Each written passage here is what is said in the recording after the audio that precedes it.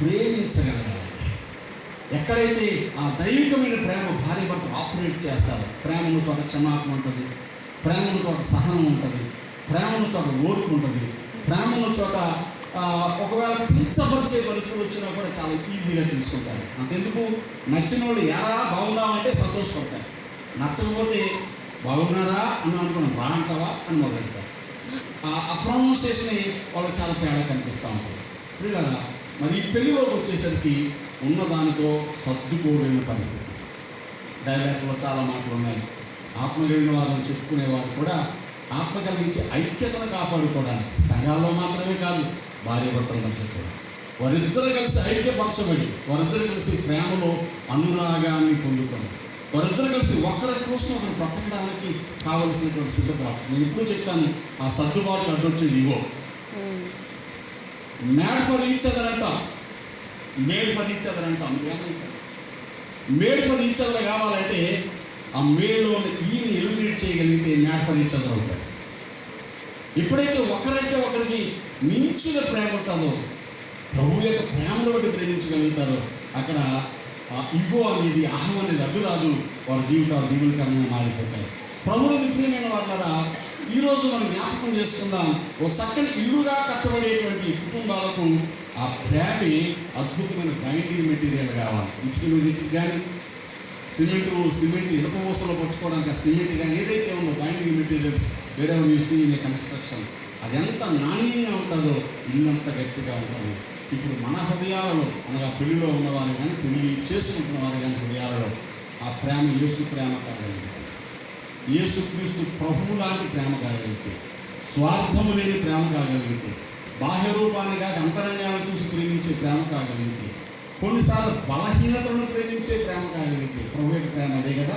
మన మంచితనాన్ని గొప్పతనాన్ని కాదు, మన బలహీనతలు కూడా చూసి, మనం చదువుతా రామోపత్రిక 5వ అధ్యాయం 5వ వచనంలో, 8వ వచనంలో, 10వ వచనంలో, మనం బలహీనమై ఉండగా, భక్తిహీనమై ఉండగా, పాపులమై ఉండగా ఆయన మనం ప్రేమించారు ఆయన మాటలు మనం జ్ఞాపకం చేసుకుంటే, ఈరోజు మనం కూడా కుదరని వాటిని, పెట్టని వాటిని, నచ్చని వాటిని భర్తలో భార్య కొంచెం ప్రేమతో సహించగలిగితే, ఓర్చుకోగలిగితే ఆ మేరకు సర్దుబాటు చేసుకోగలిగితే,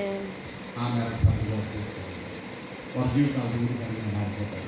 పిల్లరా, ఈ పెళ్ళి ఇవాళ ఘనంగా, దీవెనకరంగా, ఆశీర్వాదకరంగా కొనసాగించబడడానికి ఈ 3 divine principles, the arrangement of God, agreement with God and adjustment between the people అర్థం చేసుకోగలిగితే పెళ్ళి చాలా దీవెనకరంగా ఉంటుంది. 3వ వాళ్ళు రావడానికి అవకాశం లేదు, కౌన్సిలర్ దగ్గరికి వెళ్ళాల్సిన అవకాశం లేదు. పొదువు వచ్చినప్పుడు, కరువు వచ్చినప్పుడు, ఇబ్బంది వచ్చినప్పుడు, డైలమాలో పడ్డప్పుడు ఎవరైతే ఈ మ్యారేజ్ ఆయన ప్రణాళికను అర్థం చేసుకుంటామో ఆయన దగ్గరికి వెళ్ళగలుగుతాం. కానాపల్లిలో కొత్త తెచ్చుకున్నట్లుగా ఆయన వివాహంలో ఉండే కొత్తలన్నీ తీరుస్తాడు. మరి నిశ్చయబాబు చక్కగా దేవుని పరిచర్యలో ఎదుగుతున్నవాడు, దేవునితో బంధం ఉన్నవాడు, కుమార్తె కూడా దైవజనుల కుమార్తె, తను కూడా భక్తి జీవితాన్ని ఎరిగినటువంటి బిడ్డని నేను నమ్ముతున్నాను. వీరిద్దరికి నేను చెప్పాల్సిన అవసరం లేదు.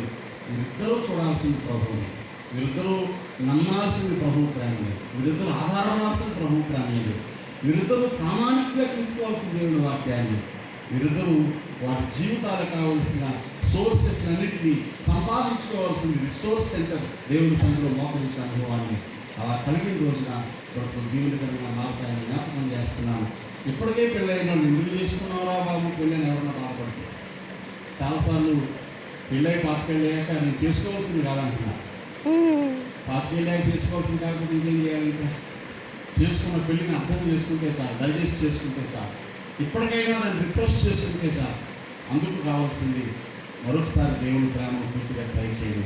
దేవుని ప్రేమను చెప్పుకునే వాళ్ళు దేవుని ప్రేమ ఉండదు, బంధం చెప్పుకునే వాళ్ళకి అనుబంధం ఉండదు, అనురాగం ఉండదు. ఈ అనురాగాన్ని, అనుబంధాన్ని, ప్రేమని, ఆప్యాయతని యేసుక్రీస్తు ప్రభు యొక్క మాటల చేత, ఈ సన్నిధి బలం చేత పొందగలిగితే వివాహంగా దేవునికరంగా ఉంటాయి. అక్కడ ట్రాక్స్ ఉండవు, ఎడబాటులు ఉండవు, వారి జీవితాలు దేవునికరంగా సాగిపోతాయి. వారు రాకాలోబడి ఉన్న దాని జలమైన మార్చేస్తారు. ఎందుకంటే దేవుని వల్ల బలం పొందే తత్వం వారికి, నీ వల్ల బలం పొందు మనుషుల ప్రజలు యాత్ర చేయ మార్గంలో వారికి అతి ప్రియం.